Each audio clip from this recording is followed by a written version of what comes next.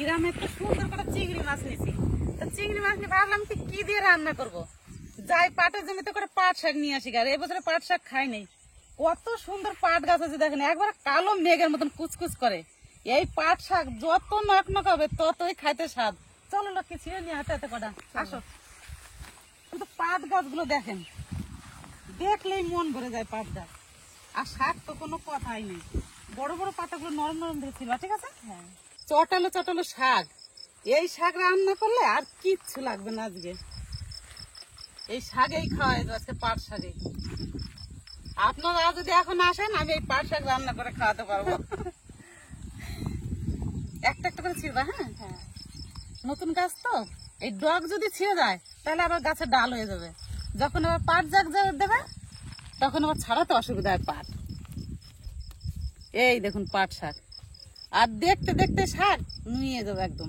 তাড়াতাড়ি বাড়ি ছিঁড়ে নিয়ে বাড়ি চলে যাবো। আসলে এই দিকে ছিঁড়ি, এই দিকের গাছগুলো অনেক বড় বড়। হ্যাঁ, আর পাতাগুলো সুন্দর আছে। মনে হয়েছে কত গাছগুলো একটু সরাসরি আসতো। ঠিক আছে,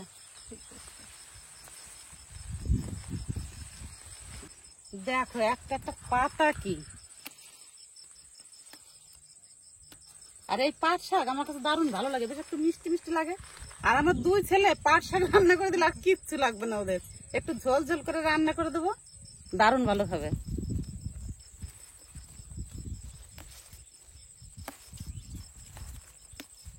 নতুন গাছ তো একটা একটা করে পাতা ছিঁড়বো, সব গাছের থেকে একটা একটা করে, একটা দুটো এরকম করে ছিঁড়বো। এই রোদের মধ্যে মাঠে আসতে ভয় পাচ্ছিলাম।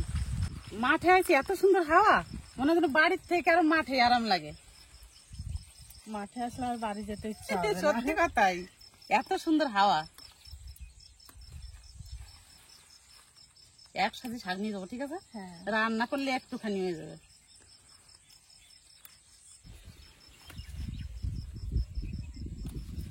সামনে কটা ভালো শাক আছে, ওই কটা নিয়ে চলে যাই। চলো, অনেক শাক নিচ্ছি, এইগুলো তো হয়ে যাবে নাকি? হ্যাঁ, শুধু তো পাট শাক শিখতে মনে হয়, কি আর বাড়ি। এই পাতাটা গাছটা এইটাই তো মজা না, পাট খেতে আসলে না এই গালের দিকে উঠতে হয় আর একটা একটা করে ছিঁড়তে হয়, ছিঁড়ে বেশ আমেজ হয়। আমি তো ওই করি, যখন পাটের জমিতে উঠি যতক্ষণ উঠবো ততক্ষণ একটা একটা করে গাছের থেকে ছিঁড়তে ছিঁড়তে যাবো। ওটাই তো মজা। কতগুলো ছিঁড়লাম দেখ। আসো এবার আসো, আর নেবো না বাবা, অনেক নেওয়া হয়ে গেছে।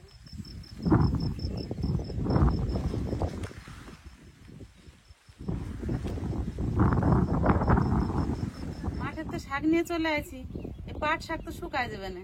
তা লক্ষ্মী তুমি এই পাট শাকগুলো বাছে দাও, আর আমি চিংড়ি মাছগুলো বাছে নিই। আর আজকে বেশি গরমে ভারী কিছু রান্না করব না, হালকা পাতলা রান্না করব। ঘরে একটা মাগুর মাছ আছে, পেঁপে দিয়ে পাতলা করে ঝোল রান্না করব। তাড়াতাড়ি গুছাই রান্না শুরু করে দিই।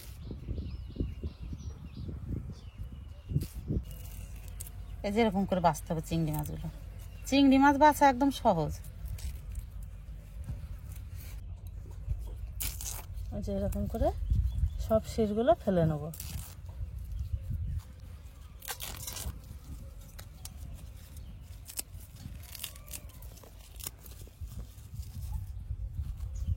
এবার এই মাগুর মাছটা কেটে নেব। একটা মাগুর মাছই 300-র উপরে ওজন আছে। এই মাগুর মাছটাতেই হয়ে যাবে আমাদের। মাগুর মাছটা দেখুন এই থালে ধরছে না, আর মাগুর মাছের রংটা দেখুন একবার হলুদ হয়ে গেছে। এটা কিন্তু দেশি মাগুর মাছ, দুটো নিয়ে এসেছিল, একটা রান্না করেছে আর একটা ছিল। যা লাফালাফি করছে, কাটাই কষ্ট বাবা। কিন্তু দেশি মাগুর গুলো এত তেজ, বুঝলাম লক্ষ্মী। হ্যাঁ, কেদাতে পারে না তো।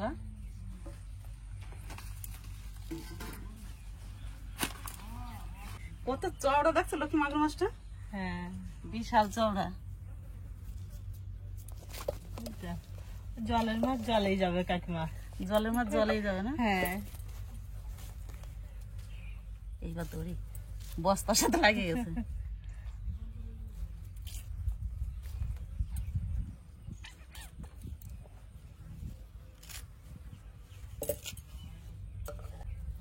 সলিড না, কত মোটা। শুধু মোটা নাকি, দেশি মাগুর বাবা। এবার বলতে হয়, এবার পিস পিস করে মাছটা কেটে নি নাকি।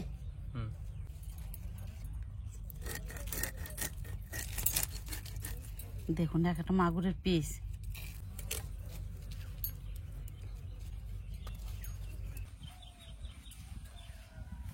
অনেকগুলো চিংড়ি মাছ হয়েছে, একটা গলদা চিংড়ি ছিল দেখুন। এর মধ্যে মাগুর মাছটা তুলে নি, তারপর দিন উনি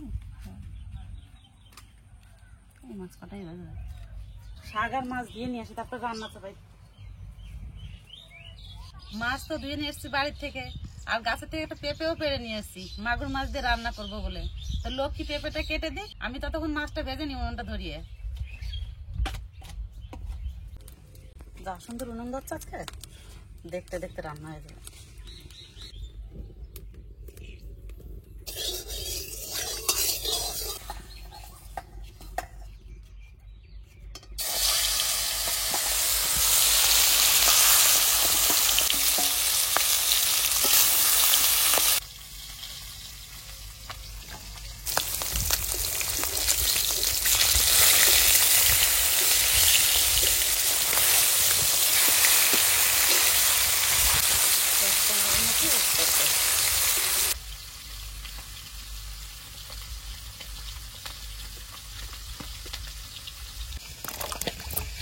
মাছ ভাজা হয়ে গেছে, তুলে নেবে। মাছের ছাল প্রচুর মোটা গেছে না? হ্যাঁ বাবা, মাছটা অনেক মোটা নেই, ছাল মোটা হয়ে গেছে, সেটাই ভালো।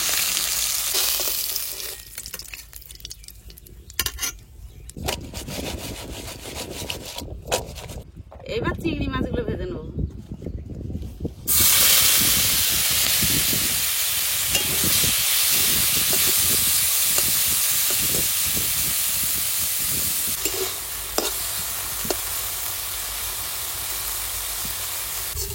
চিংড়ি মাছ ভাজা হয়ে গেছে, এবার তুলে নেবো।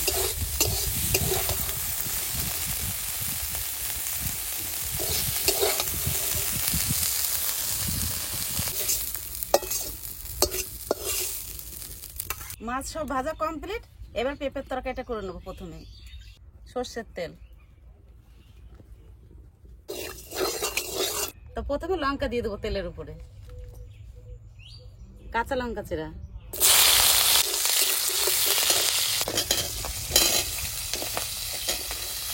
আলুটা সামান্য ভেজে নেব। মিনিট আলুটা ভেজে নিয়েছি, এবার পেঁপেটা দিয়ে দেবো।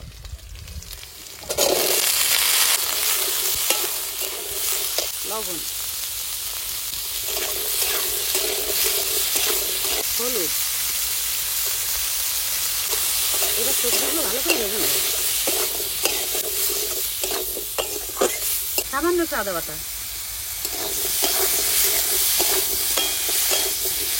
সবজি ভালো করে ভেজে নিয়েছি, এবার জল দিয়ে দেবো।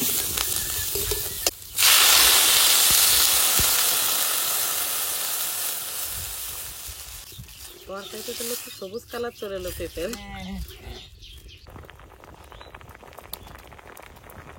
তরকারি তো সুন্দর জাল হয়ে গেছে, এবার মাছ দিয়ে দেবো।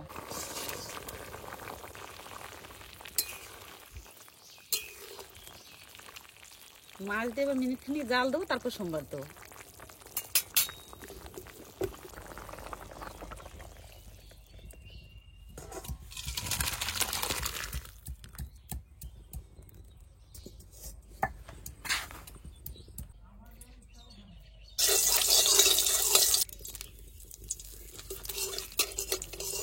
গোটা জিরে,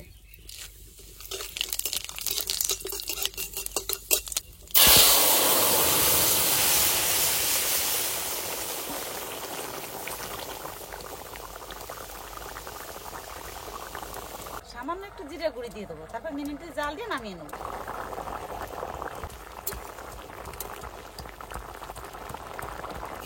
পেঁপের তরকারি রান্না হয়ে গেছে, এবার নামাই দেবো। দেখুন কত সুন্দর গলে গেছে পেঁপেগুলো, ভেঙে গেছে একেবারে। হাত দিয়ে তো দেখাতে পারবো না, গরম। এবার নামাই নেবো।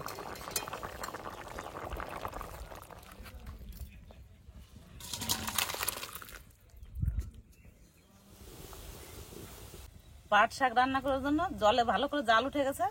এবার দিয়ে দেবো লবণ, কাঁচা লঙ্কা আদা বাটা করেছি দিয়ে দেবো, সামান্য একটু হলুদ দেবো, শাকে তো বেশি হলুদ দেয় না। এবার আর একটু জাল উঠুক, তারপরে শাক দিয়ে দেবো।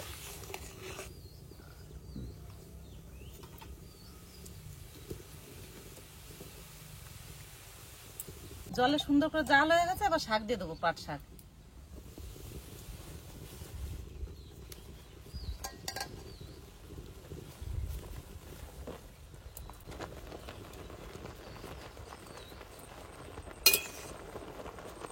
পাট শাকের মধ্যে একটু খাবার সোডা দিয়ে দেবো, তাহলে আরো সুন্দর গলবে, খেতেও ভালো লাগবে।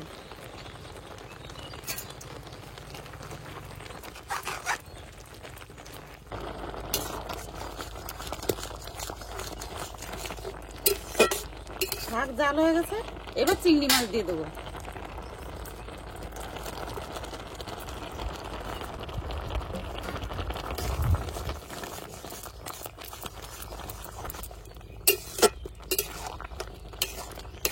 এবার সোমবার দিয়ে দেবো।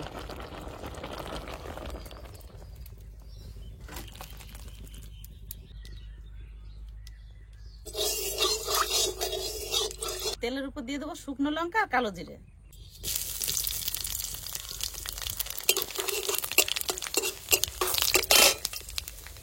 রসুন ছেঁচে নিচে দিয়ে দেবো।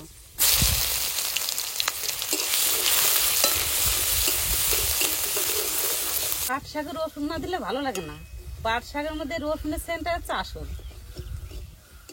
রসুনগুলো একটু লাল লাল করে ভেজে নিয়েছি, এবার সোমবার দিয়ে দেবো। এর থেকে বেশি ভাজলে আবার সেন্ট থাকবে না, এর থেকে বেশি ভাজলে আবার সেন্ট থাকবে না।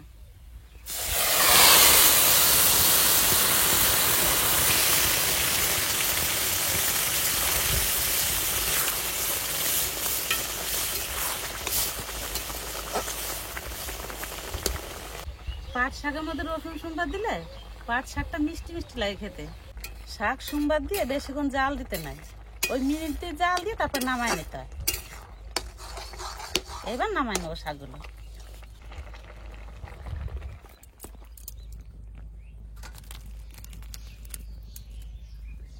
আপনারা তো দেখলেন দুটো রান্নাই কত তাড়াতাড়ি হয়ে গেল, আর একদম সহজ। এরকম বাড়িতে ট্রাই করে দেখবেন, আর খেয়ে দেখবেন কত সুস্বাদু হয়। চিংড়ি মাছ কিনে আবার চাই আছে রয়েছে। নদীর চিংড়ি এই সাইজের একদম বাছাই চিংড়ি, তাই না? গরমের দিন আর এই পাট পাতা আগে তো প্রচুর খাইতে, এখন অতটা খাওয়া হয় না, এখন এইদিকে আর এত চাষ হয় না। তো আবার চাষ হয়েছে, এত সুন্দর পাতা হয়েছে দেখছি সকালবেলা। আবার গ্রামে এক কাকাই আবার পাশের বাড়ি, পাশে বলতে 2-4টা বাড়ি পাশে, সকালবেলা এসে করছে যে বাবা মাছ নেবা নাকি। আমি দিয়ে দাও কাকা, দিয়ে দিল। এই নদীর চিংড়ি মাছটা নাকি? আর একটু লাল লাল করে হাতে একটু ভরাবো, একটু ঝোল ঝোল হবে, সুরক করে টান দিতে হবে।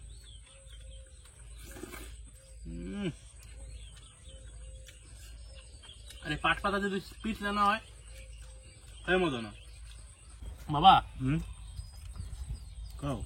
এই বছরের প্রথম পাট শাক, হ্যাঁ, কেমন লাগতেছে? এই বছরের প্রথম পাট শাক। পাট শাকের সাথে তুলনা নেই।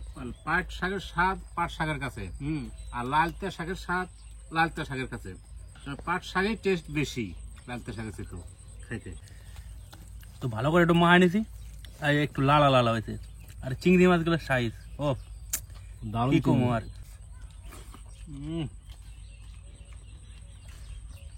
দুর্দান্ত রান্না হয়েছে, খাই এত মজা লাগতেছে। ওসব মজারই খাবার এটা। পাট পাতা মুখ দিলেই চাবাইতো না, অটোমেটিক চলে যাবে ভিতরে, সুপ করে চলে পেটের যায়। মধ্যে চলে যায় নাকি? একটু বিজল বিজল ভাব আছে, সুপ করে নিয়ে নেয় পেটের মধ্যে। এবার হচ্ছে আসল। খেলা বাবা এবার 2টা মাগুর মাছ আনছিল, তার ভিতরে একটা মাগুর মাছ খেলাচ্ছিলাম, আর একটা মাগুর মাছ ছিল। তো আজকে একদম একদম পাতলা করে রান্না করতে কইছি মাইরে। রান্না সত্যি পাতলা হয়েছে, একটু ঝোল লাগবে মা বেশি করে। আর একটু দাও ঝোল। পেঁপে দিয়ে একটু দাও, বাস ঠিক আছে মা। গরমের সময় পেঁপের তরকারি খেতে হবে পাতলা করে। ও পেঁপে দিয়ে ঝোল হয়েছে নাকি? পেঁপে দিয়ে জল করছি। আর মাগুর মাছ দিয়ে দেশি মাগুর মাছের ছালটা কত মোটা হয়েছে। দেশি মাগুর মাছের এই ছালে বোঝা যাবে, এই ছালটা দেখলে পরে বোঝা যাবে যে দেশি মাগুর নাকি। ছালে এত তেল হয়ে গেছে, ছালটা খাইতে কিন্তু অসাধারণ টেস্ট। জমে আছে পুরো না? দারুণ লাগতেছে। পাতলা পাতলা ঝোল হয়েছে না? এই পেঁপের তরকারিটা খাইতে এত মজা লাগতেছে, মানে এইভাবে পেঁপের তরকারি রান্না করে খেলে পারে মাগুর মাছ দিয়ে গরমের দিনে, তার পাতে আর অন্য কিছুই লাগবে না। পেঁপেটা এত সুন্দর নরম হয়েছে আর গলে যাচ্ছে মোমের মতো। দারুণ পেঁপে, বাড়ির গাছের পেঁপে, এটার কোনো মধ্যে ভেজাল নাই। দারুণ ভাই, এক কথায় অসাধারণ, এর কোনো ত্রুটি নাই। আর এই মাছ তোর কথা আমি আর কি করবো, বাধ্য করে দিল। দেশি মাগুর মাছ, যে কোনো মাছ হোক, এই দেশি মাগুর মাছের কাছে বাচ্চা বাচ্চা আছে, এর মানে একটা টেস্টটাই আলাদা। মাছটা ভাই মুখে লাগিয়ে গেল কিন্তু আমার চরম লাগতেছে। কত মোটা ছিল মাছটা জানো? একটা মাছে এক তরকারি। মাছটা মাছই ছিল বুঝলা। সত্যি বাজার দেখে মাছটা দেখে দেখলাম যে না এই মাছ খেলায় খেয়ে যাওয়া যাবে না আজকে বাজার মানে। এই মাছ যদি খেলায় খেয়ে বাজার যাই তাহলে কিন্তু আমার লস হয়ে যাবে। আর ভাগ্য যুক্ত ভাগ্য যুক্ত কি যুক্ত না, তাতে নিয়ে এই যে যাওয়া হবে। দারুণ খেলাম বাবা। ওই জন্য নিয়ে এসলাম, দুইটা পাইছিলাম, দুইটাই নিয়ে এলাম, দুইটাই দুই দিন খাইলাম, খুব সুন্দর খেলাম।